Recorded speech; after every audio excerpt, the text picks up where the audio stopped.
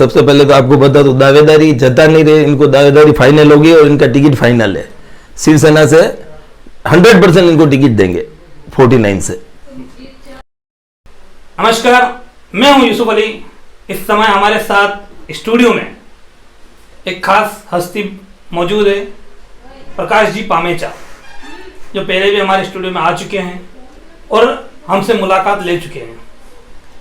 निर्भीक इंसान है, निडरता से बेबाकी से बोलते हैं और पिछली बार आए थे जब वसई विरार के एक मात्र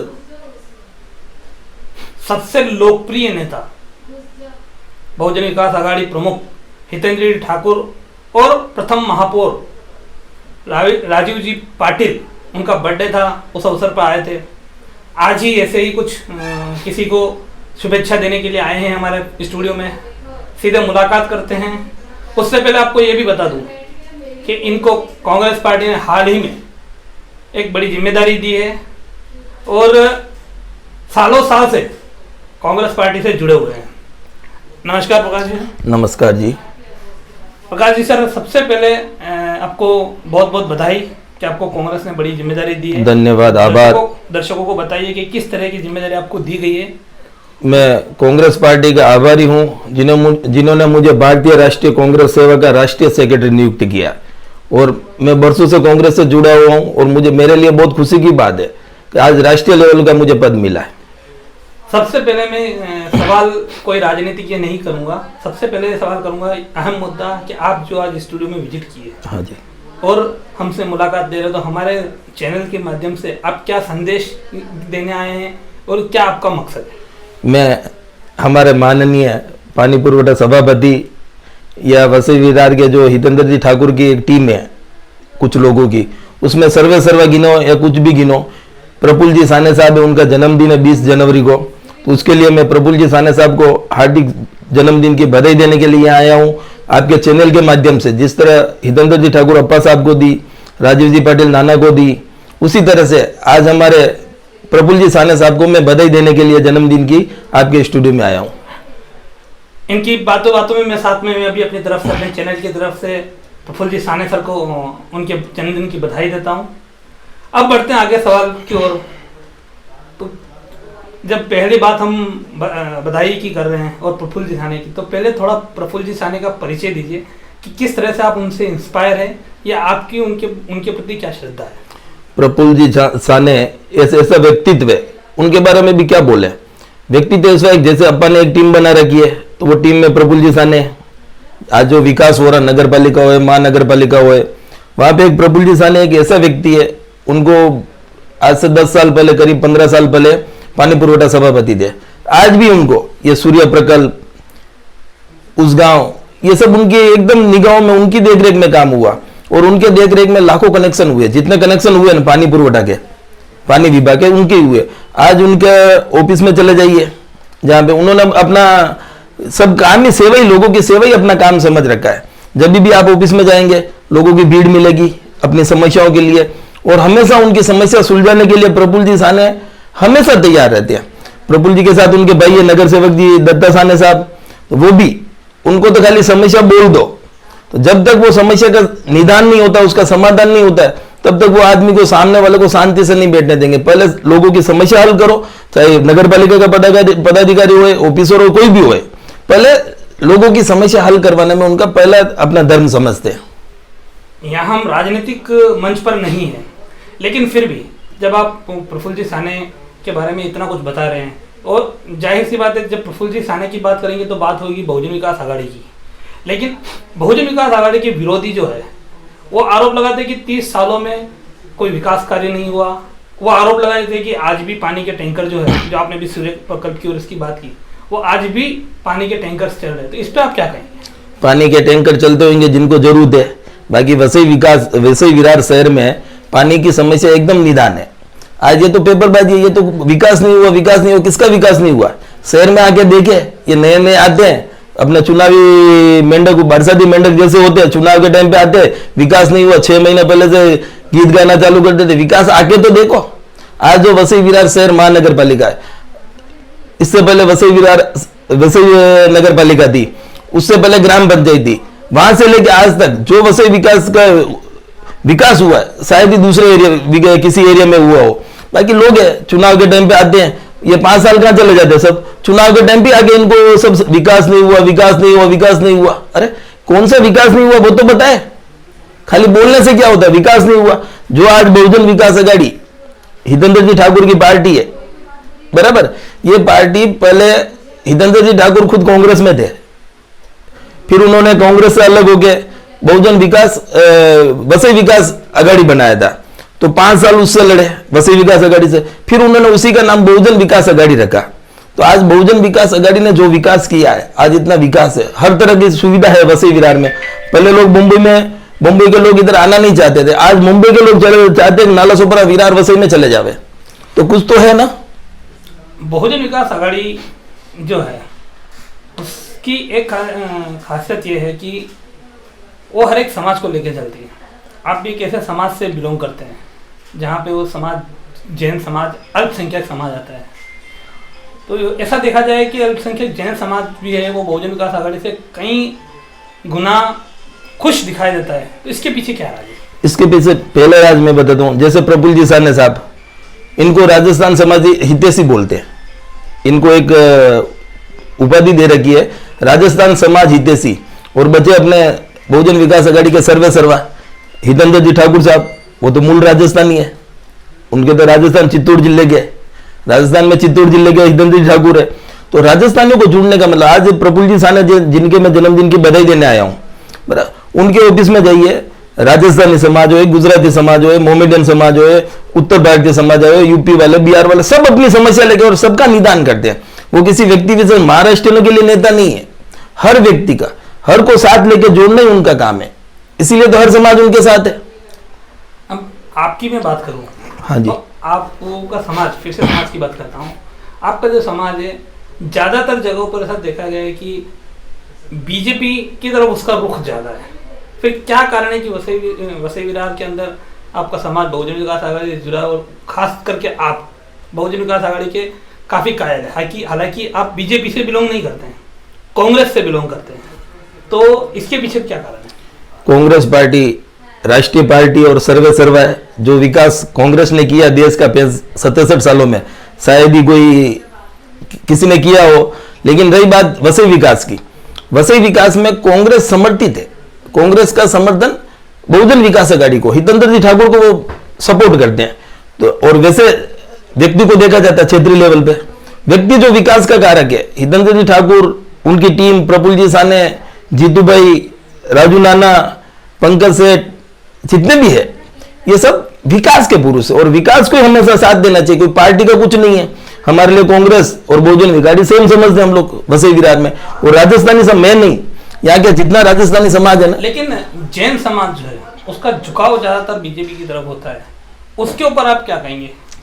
अभी जैन समाज की तो मैं क्या बात करूं, जिसका जैसा चलता है वैसा चलता है। लेकिन आज तो क्या है, मैंने अभी 5-7 दिन पहले कुछ देखा था, 2-3 किसी को जैन समाज वाले को कार्यकारिणी में पद दिया, उसकी भी बड़ी बड़ी न्यूज बना दिया, जैसे कोई प्रधानमंत्री के बाद इनका ही नंबर आता हो।